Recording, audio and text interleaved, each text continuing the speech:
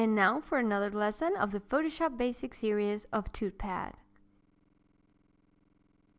Let's see vector shapes and transform options.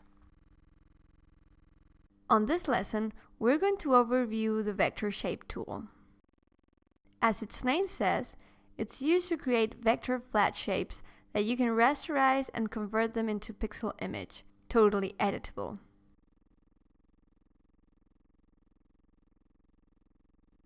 While they still are vector, you can edit the fill color, the type of the stroke, and a few more things. You can even fill in with a pattern or a texture.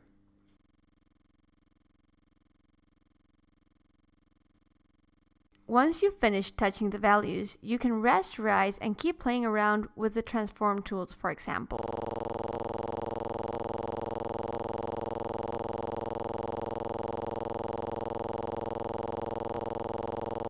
Apart from the basic rotate and scale, you have other options like distort or perspective, which can come really in handy for creating perspective grids on which you can paint over.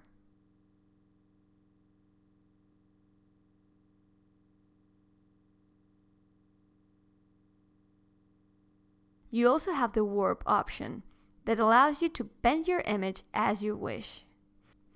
On the transform tab, you also have this rotate options.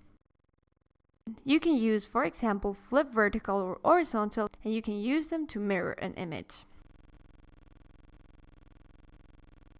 So we've come to the end of this lesson of the Photoshop Basics series on TootPad.